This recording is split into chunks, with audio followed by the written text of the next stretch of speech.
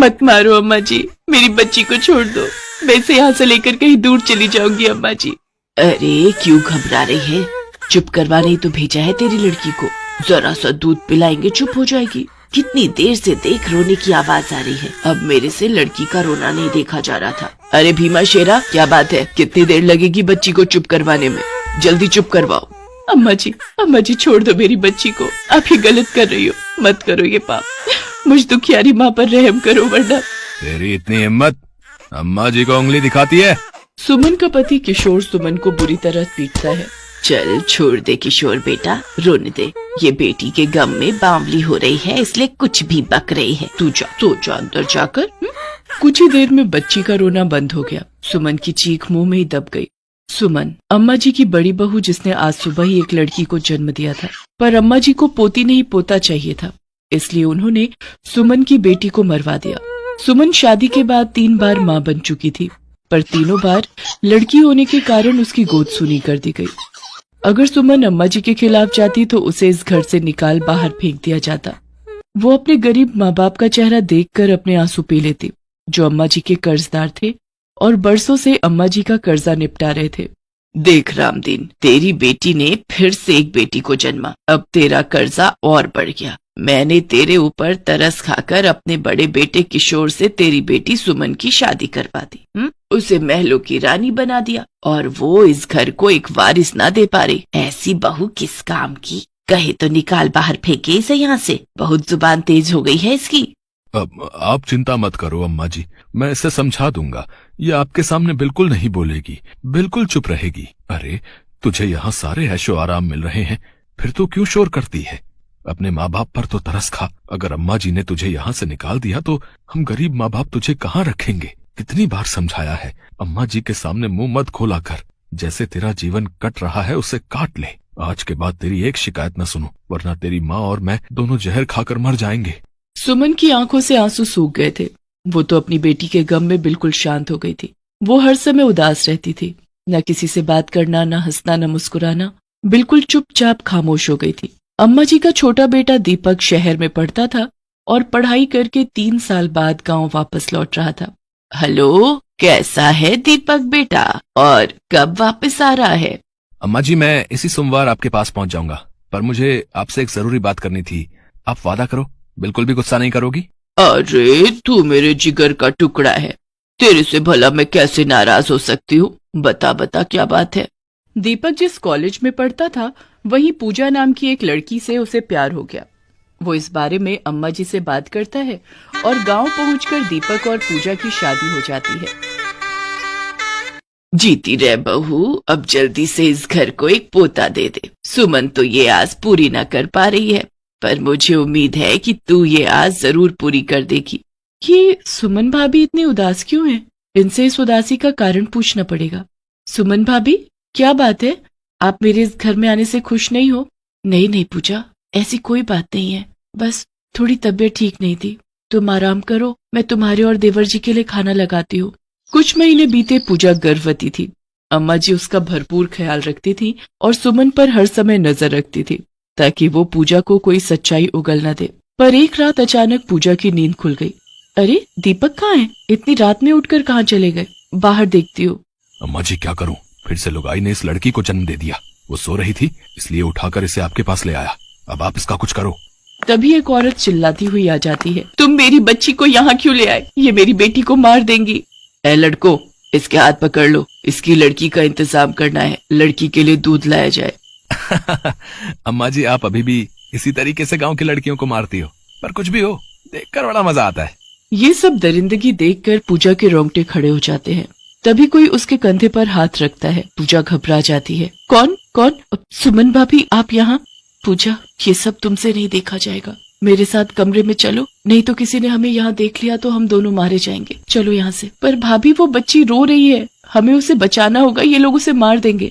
सुमन पूजा को किसी तरह वहाँ से कमरे में ले जाती है और सारी सच्चाई बताती है। पूजा, अगर तुम्हारे बेटे की जगह बेटी पैदा हुई तो ये लोग उसे मार देंगे, इसलिए तुम किसी भी तरह यहाँ से भाग जाओ। पर भाभी, ये तो अन्याय है ना, और अन्याय सहना और भी गलत। मैं अन्याय के खिलाफ लड़ूंगी, आप चिंता मत करो, मुझे पता है मुझे क्या करना है। पूजा एक साहसी लड़की थी, इसलिए वो अन्याय के खिलाफ लड़ना चाहती थी। वो फोन पर अपने पापा को सारी बात बताती है और वो दिन आ ही जाता है जब पूजा की डिलीवरी हो रही थी। बेटा ही होगा, तू चिंता मत कर दीपक बेटा, तू बेटे का ही बाप बनेगा। हमारी पूजा बेटी को जन्म ना देगी। अम्मा जी, पूजा बहू को बेटी हुई है। ओहो, सत्यानाश, दूसरी बहू ने भी बेटी को जन्म दे दिया। आज रात इसका भी काम तमाम करना पड़ेगा। चिंता मत करो माँ, मैं उस बच्ची को अपने हाथों से दूध पिला लूंगा, अपने हाथों से मारूंगा। दाई घबराई हुई वहाँ से चली जाती है। पूजा होश में थी, वो सब बातें सुन लेती है। वो जानती थी कि उसकी बच्ची की जान को खतरा है, पर वो सही वक्त का इंतजार कर रही थी। वो घबराई हुई तो थी, पर हिम्मत नहीं हार रही थी। रात के समय अम्मा जी पूरी तैयारी के साथ बैठी थी। गुंडों ने पूजा के हाथ पकड़े हुए थे। दीपक, मुझे भरोसा नहीं था कि तुम इतना गिर जाओगे। मैंने तुम जैसे घटिया इंसान से प्यार किया, तुमसे शादी की। अरे तो मैंने तुम्हें प्यार किया तो तुम्हें इस घर में क्या कमी है? सारे ऐशो आराम तो तुम्हें मिल रहे हैं ना। बस बेटी पैदा करना इस घर में गुनाह है। बेटा पैदा कर दो और खुशी से रहो। अम्मा जी, दूध लाने में कितनी देर हो गई? जल्दी से जहर मिले दूध का कटोरा मुझे दो। कब से रो रो कर इस बच्ची ने मेरी नाक में दम कर दिया है। वो देख ले आए, इतना उतावला मत हो। अपने भाई को देख, वो भी तो शांत खड़ा है। 3 बच्चियां मार चुका है अब तक अपनी। चल ये ले दूध पिलाकर इस बच्ची को दुनिया से मुक्ति दे दे। इन सालिमों के होते हुए कोई बिटिया पैदा नहीं होना चाहेगी। ना ना इस देश लाडो, कभी ना ना। चुप हो जा पूजा, हमारी बेटियों को इस दुनिया में आने का कोई हक नहीं है। खुद एक औरत होकर एक औरत का खून करने वाली हो तुम अम्मा जी। तुम्हें औरत कहलाने का कोई हक नहीं। अम्मा जी के सामने बोलती है? तेरी इतनी हिम्मत? अभी तेरी बेटी के साथ साथ तेरा भी मुंह बंद करता हूँ। दीपक जैसे ही पूजा पर हाथ उठाने लगता है, अचानक पूजा के पिताजी पुलिस को लेकर वहाँ पहुँच जाते हैं। खबरदार, जो किसी ने हिलने की हिम्मत की, मैं गिरफ्तार कर लो सबको। अम्मा जी, तुम्हारा अत्याचार इस गांव की औरतों पर बहुत हो लिया। अब जितने भी दिन बच्चे हैं ना, जेल की सलाखों के पीछे काटना। तुम मुझे जानते नहीं हो, इस गांव पर मेरा राज चलता है। मुझे छोड़ दो। इंस्पेक्टर साहब, ले जाइए इस जालिम औरत को। इसने बहुत सी बच्चियों का खून बहाया है। इसे तो फांसी की सजा होनी चाहिए। पूजा के हौसले को देखकर सुमन के साथ साथ और भी गांव की औरतें आवाज उठा लेती हैं। अम्मा जी और उनके दोनों बेटों को पुलिस पकड़कर ले जाती है। उन तीनों को उम्र कैद की सजा होती है और इस काम में उनका जिसने साथ दिया था सबको सजा हो जाती है। पूजा, तुमने हम गांव की औरतों को सिर ऊंचा करके चलना सिखा दिया। हम भी अब अत्याचार नहीं सहेंगे। हम तुम्हें अपना नया मुखिया चुनते हैं। आज से इस गांव की किसी भी बेटी पर कोई अत्याचार नहीं होगा।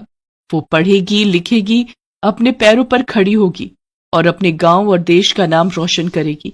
बस मेरा यही सपना है। पूजा की हिम्मत से सपना साकार हुआ और उस गांव में बदलाव आ गया। उस गांव की बेटियां अपने घर में सुरक्षित थीं। पूजा और सुमन दोनों ने मिलकर पूजा की बेटी केशवी की परवरिश की और उसे पढ़ा लिखा कर एक बड़ी डॉक्टर बनाया। रामपुर गांव में सेठ गिरधारी लाल का बहुत नाम था। गिरधारी लाल की जिंदगी में सारे ऐशो आराम थे। परिवार में पत्नी उमा और 5 बेटियां राधा, गौरी, कुसुम, पूजा और गुड़िया थे। गिरधारी लाल को अपनी अमीरी का बहुत घमंड था। इसी कारण वो जब भी किसी महफिल के बीच बैठता तो अपनी अमीरी का लंबा चौड़ा बखान करता। गिरधारी की सबसे छोटी बेटी का जन्मदिन था। आज वो 1 साल की हुई थी। अरे तुम देखना ज्ञानचंद, मैं अपनी 5 बेटियों की शादी इतने धूमधाम और शान से करूंगा कि रामपुर गांव क्या, आसपास मीलों दूर गांव के लोग देखते रह जाएंगे। वो तो है गिरधारी, तुम्हारी 5 बेटियां सचमुच बड़ी किस्मत वाली हैं, जो तुम जैसा पिता उन्हें मिला। वैसे गिरधारी, तुम्हारी बड़ी बेटी राधा को तो मैं अपने घर की बहू बनाना चाहता हूँ। अगर तुम कहो तो वापस शहर जाकर मैं इस बारे में तुम्हारी भाभी से बात कर लेता हूँ। ये तो बहुत बढ़िया बात कह दी तुमने ज्ञानचंद। सूरज और राधा बिटिया को बड़ा होने दो, हम धूमधाम से दोनों की शादी करेंगे। उस दिन गिरधारी लाल सचमुच बहुत खुश था। उसके पास सब कुछ था। सब मेहमानों के जाने के बाद उमा अपनी 5 बेटियों को सुला देती है। चलिए आप भी सो जाइए, थक गए होंगे, सुबह से कितनी भाग दौड़ कर ली। उमा, अरे अपनी बेटियों के लिए ही तो कर रहा हूँ सब कुछ। वैसे ज्ञानचंद ठीक कह रहा था, हमारी 5 बेटियां सचमुच बड़ी नसीब वाली हैं। उमा, हम अपनी बेटियों को खूब अच्छे से पाल पोस कर बड़ा करेंगे, फिर बड़े बड़े अमीर खानदान हमारी बेटियों के लिए रिश्ता मांगेंगे। तुम देखना, आसपास के गांव ही नहीं, शहर से भी बड़े बड़े रिश्ते हमारी बेटियों के लिए आएंगे। तुम देखना, मेरी बेटियों को देखते ही सब कहेंगे, ये पांचों तो अमीर सेठ गिरधारी लाल की बेटियां हैं। गिरधारी लाल खुशी से अपनी बात कह ही रहा था कि अचानक भूकंप आ जाता है। सब तरफ हाहाकार मच जाता है। भूचाल आने से सब कुछ तबाह हो जाता है। घर के घर टूट जाते हैं। उमा अपनी पांचों बेटियों को साथ लिए गिरधारी को ढूंढ रही थी, पर उसका कहीं भी कुछ पता नहीं चला। वो रोती बिलखती गांव के पास बने टेंट में पहुंचती है। भैया, आपने कहीं मेरे पति को देखा है? आप जानते होंगे सेठ गिरधारी लाल, वो मेरे पति हैं। बहन, मैंने देखा था तुम्हारे पति के ऊपर लोहे का एक खंभा गिरा था। शायद वो अब इस दुनिया में नहीं है। हे भगवान, ऐसा नहीं हो सकता। मैं अपनी पांचों बेटियों को लेकर कहाँ जाऊंगी? मैं यहाँ पर किसी को भी नहीं जानती हूँ। उमा अपनी पांचों बेटियों को लिए टेंट में कुछ दिन रहती है, पर उसके बाद सब वापस अपने अपने घर लौटने लगते हैं। उमा का तो कोई घर ही नहीं था। वो शहर की बस में बैठ जाती है और शहर पहुंच जाती है। माँ, हम सबको बहुत भूख लगी है, कुछ भी खाने का ले लो। कल से हमने कुछ भी नहीं खाया है। हाँ राधा बिटिया, तू यहाँ पेड़ के नीचे इन चारों को लेकर बैठ। मैं अभी थोड़ी देर में कुछ खाने को लेकर आती हूँ। इन सोने की चूड़ियों को बेचकर कुछ पैसे मिल जाएंगे। कुछ दिन गुजारा चल जाएगा, फिर मैं कोई काम ढूंढ लूंगी। उमा शहर में बनी एक सुनार की दुकान पर जाती है और अपनी सोने की चूड़ियां बेचती है। 40,000 रुपए मिल जाएंगे इन चूड़ियों के। हाँ, दे दीजिए। मैं इन पैसों से कोई काम शुरू कर लूंगी। पहले सबके लिए कुछ खाने को ले जाती हूँ। उमा सड़क पर अभी रुपए गिन ही रही थी कि तभी एक चोर उसके हाथ से सारे रुपए छीनकर भाग जाता है। चोर चोर, कोई पकड़ो, मेरे रुपए लेकर भाग रहा है, कोई मदद करो। उमा चीखती चिल्लाती रही, पर किसी ने भी उसकी आवाज पर ध्यान नहीं दिया। चोर उमा के हाथ से सारे रुपए लेकर भाग गया। उमा के हाथ खाली हो गए। उसके पास कुछ भी नहीं बचा था। वो खाली हाथ ही बच्चों के पास वापस लौट आती है। माँ, क्या हुआ? तुम कुछ खाने को नहीं लाई? माँ, तुम रो क्यों रही हो? चोर सारे रुपए छीन कर भाग गया राधा। अब हम क्या करेंगे? तू तो समझदार है, पर ये चारों भी बहुत छोटी है। माँ, तुम चिंता मत करो। मुझे तो वैसे बिल्कुल भी भूख नहीं है। मुझे तो नींद आ रही है। मैं सो जाती हूँ। माँ, तुम भी सो जाओ। रात हो गई थी। उमा अपनी बेटियों को लेकर उसी पेड़ के नीचे सो जाती है। अगली सुबह उमा देखती है कि राधा पेड़ के नीचे नहीं सो रही। वो अपनी चारों बेटियों को उठाती है और उनसे पूछती है, गौरी, पूजा, कुसुम, गुड़िया बेटा, उठो उठो तो। राधा कहीं दिखाई नहीं दे रही। तुम्हें बताकर गई है क्या? नहीं माँ, वो हम में से तो किसी को नहीं कहकर गई। हम तो सो रहे थे। राधा कहाँ चली गई बिटिया? तुम बैठो, मैं उसे ढूंढती हूँ। राधा अपनी माँ और बहनों के लिए कुछ खाने का ढूंढने गई थी। वो समझदार थी और वो सारी परेशानी को समझ रही थी। राधा एक चाय के होटल पर जाती है और भैया से कुछ ब्रेड के पीस मांगती है। चाचा, मुझे डबल रोटी दे दो। मेरी माँ और बहनें भूखी हैं। तुम्हारी बड़ी मेहरबानी होगी। बिना पैसों के यहाँ कुछ नहीं मिलता। ये शहर है बिटिया, यहाँ काम के बदले खाना मिलता है, समझ रही हो? चाचा, कोई काम बता दो, फिर मैं काम करके आपसे डबल रोटी के पीस लूंगी। अच्छा, तो एक काम कर, बर्तन पड़े हैं वो धो ले और अच्छे से धोना, तभी तुझे डबल रोटी दूंगा, नहीं तो नहीं मिलेगी। ठीक है चाचा, मैं अभी बर्तन कर देती हूँ। राधा चाय के होटल पर रखे ढेर सारे बर्तन धोने लगती है। इतनी देर में उमा भी वहाँ आ जाती है और वो राधा का हाथ रोक देती है। राधा, ये क्या कर रही है? तू झूठे बर्तन साफ कर रही है और तू मुझे बताकर भी नहीं आई। मैं कितना परेशान हो गई थी। माँ, गौरी, पूजा, कुसुम, गुड़िया को भूख लगी थी। मैंने सोचा कि यहाँ से कुछ खाने का ले लेती हूँ। तुम्हें पता है, मैं जब ये सारे बर्तन कर लूंगी तो मुझे बदले में डबल रोटी मिलेगी। फिर आप सब पेट भर कर खा सकते हैं। हे भगवान, मैंने अपनी बेटियों का ऐसा नसीब नहीं सोचा था। क्या से क्या हो गया, सब कुछ खत्म हो गया। हट बिटिया, मैं बर्तन कर लूंगी। तू अपनी बहनों के पास जाकर बैठ, मैं खाना लेकर आती हूँ। उमा सारे झूठे बर्तन धो देती है और बदले में चाय वाला उसे डबल रोटी के पीस दे देता है। उमा अपनी बेटियों को लेकर ऐसे ही दर दर भटक रही थी। चलते चलते एक दोपहर उमा सड़क पर बेहोश हो जाती है। तभी वहाँ से एक औरत गुजर रही होती है। राधा उसके पास गई और विनती करने लगी, हमारी मदद करो, हमारी माँ बेहोश हो गई है। घबराओ नहीं बेटा, मैं अभी देखती हूँ। ड्राइवर, जरा देखो क्या हुआ है। मैडम, लगता है गर्मी से बेहोश हो गई है, इन्हें हॉस्पिटल ले जाना पड़ेगा। बच्चों, तुम मेरी गाड़ी में बैठो, मैं तुम्हारी माँ को हॉस्पिटल ले चलती हूँ। वो औरत एक एनजीओ चलाती थी जहाँ पर वो गरीब और बेसहारा लोगों को पनाह देती थी। उस औरत की मेहरबानी से उमा और उसकी बेटियों को रहने की जगह मिल जाती है। आपका बहुत बहुत शुक्रिया, आपने मेरी इतनी मदद की। मैं यहाँ रहकर अपनी बेटियों को पाल पोस कर बड़ा कर सकती हूँ। हाँ, हमारा एनजीओ तुम्हारे जैसे बेसहारा औरतों के लिए ही खुला है। तुम्हारी बेटियाँ यहाँ पर रहकर पढ़ लिख कर अपने पैरों पर खड़ी होंगी। अब तुम आराम से यहाँ रह सकती हो।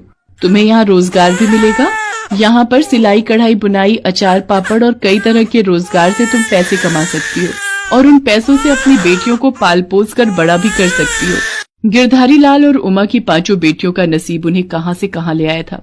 जिन बेटियों को राज सुख मिलने का सपना गिरधारी लाल ने सोचा था, आज उसकी वही बेटियां अपनी माँ के साथ एक एनजीओ में रह रही थी। धीरे धीरे समय ने करवट बदली और वक्त 15 साल आगे निकल गया। उमा की 5 बेटियां बड़ी हो गई और अच्छी नौकरी पर लग गई। उमा अपनी 5 बेटियों के साथ एक नए घर में रहती थी। एक दिन जब वो घर लौट रही थी, अचानक उसकी मुलाकात ज्ञानचंद से हो गई। ज्ञानचंद को लगा कि भूकंप के मलबे में गिरधारी का सारा परिवार खत्म हो गया, पर अपने सामने उमा को देखकर ज्ञानचंद की आंखों में आंसू आ गए।